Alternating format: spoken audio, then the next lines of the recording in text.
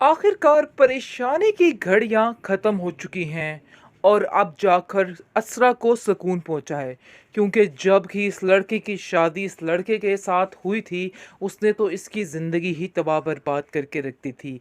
लेकिन अब जाकर हमारी असरा बहन को लग रहा है कि ज़िंदगी कोई चीज़ है, यानी कि असरार उसको बड़े अच्छे तरीके से हैंडल करने की कोशिश कर रहा है। और जो उसका दिमाग एक पागलपन की तरफ जा रहा था, उसको बड़े अच्छे से संभाला जा रहा है।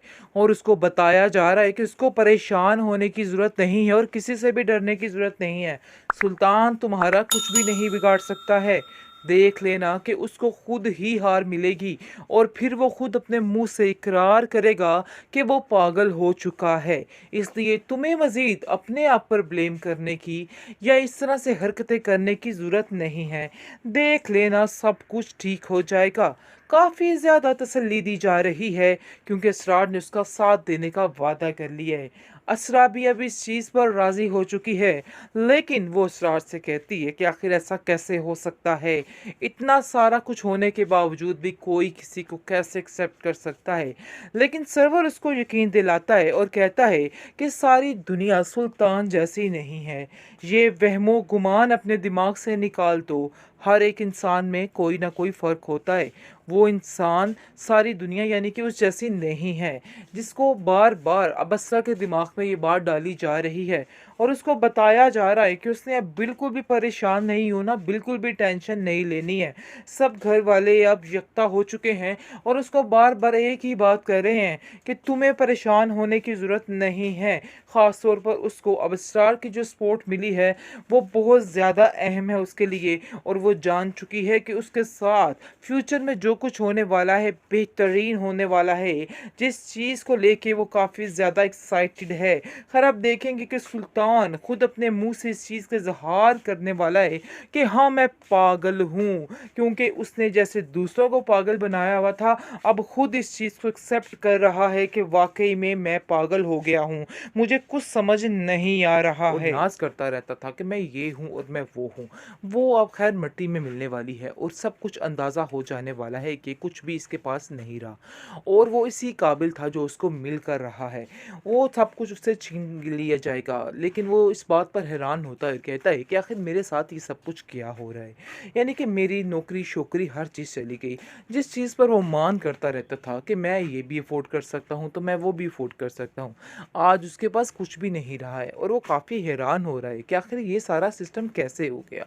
मुझे तो यकीन ही नहीं आ पा रहा है कि आखिर मेरे साथ, सुल्तान के साथ ये सब कैसे हो गया।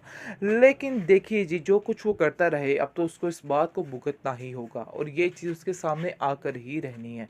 और ऐसा ही हो रहा है क्योंकि वो जो कुछ करना चाह रहा था, वो तो हुआ नहीं, लेकिन फिर भी कहीं न कहीं वो असरा को नहीं भूल पा रहा है और असरा से फिर से कहता है कि मैं तुम्हारे साथ रहना चाहता हूँ, जो कुछ भी हुआ। लेकिन आप देखेंगे कि असरा कहती है कि तुम्हारी ये वीडियोज़ देखने के बाद तो बिल्कुल भी सवाल ही पैदा नहीं होता कि तुम्हारे साथ रहा जाए। इसलिए बेहतर यही है कि जितनी जल्दी हो सके खुद अपने मुँह से इस चीज़ का इज़हार कर लो कि तुमने सब कुछ किया है। क्योंकि अब मैं चाहती हूँ कि तुम्हारा असल चेहरा दुनिया के सामने बेनकाब हो, ताकि तुम्हारी ये असलियत दुनिया के सामने खुले। खुल तो काफ़ी कुछ किया है, लेकिन मज़ीद भी मैं सब कुछ सबके सामने लेके आना चाहती हूँ, ताकि हर चीज़ मरिया मेट हो जाए और सबको पता चल जाए कि क्या हो रहा है।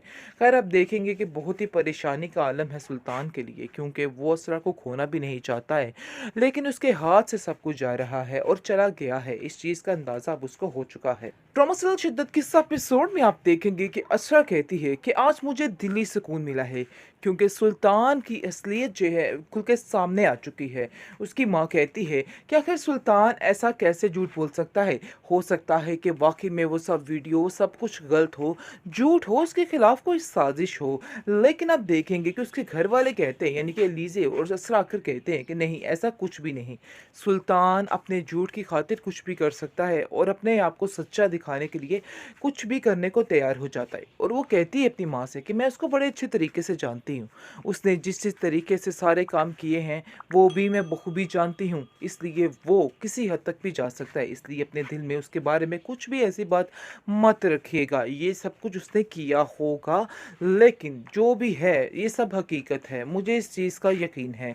जिसको सुनकर वो कहती है कि बेटा मुझे अफ़सोस तो इस बात का है कि अब मैं किसी भी तरह तुम्हें उसके साथ नहीं भेज सकती।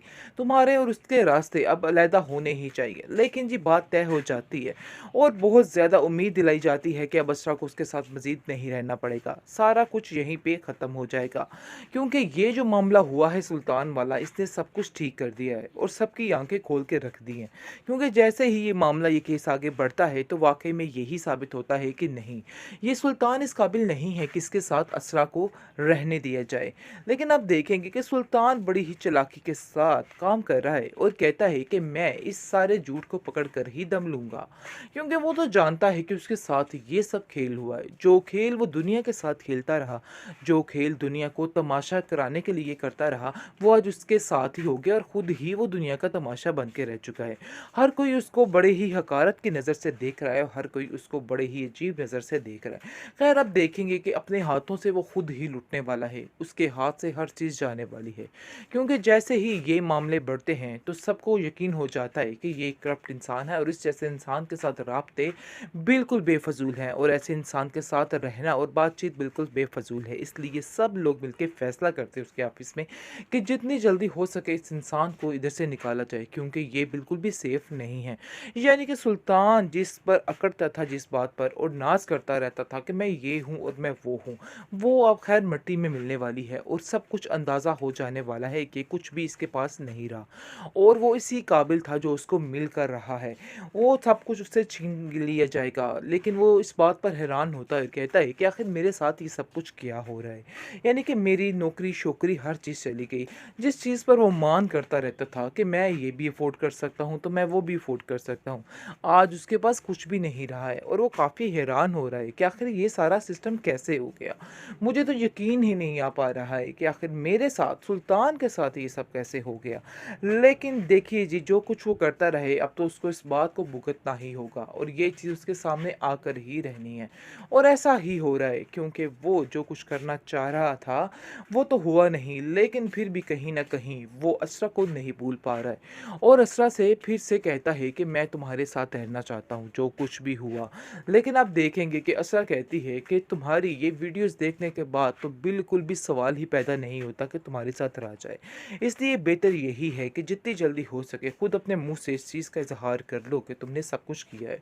क्योंकि अब मैं चाहती हूँ कि तुम्हारा असल चेहरा दुनिया के सामने बेनकाब हो, ताकि तुम्हारी ये असलियत दुनिया के सामने खुले। खुल तो काफ़ी कुछ किया है, लेकिन मज़ीद भी मैं सब कुछ सबके सामने लेके आना चाहती हूँ, ताकि हर चीज़ मरिया मेट हो जाए और सबको पता चल जाए कि क्या हो रहा है। खैर, अब देखेंगे कि बहुत ही परेशानी का आलम है सुल्तान के लिए, क्योंकि वो असरा को खोना भी नहीं चाहता है, लेकिन उसके हाथ से सब कुछ जा रहा है और चला गया है। इस चीज़ का अंदाज़ा अब उसको हो चुका है।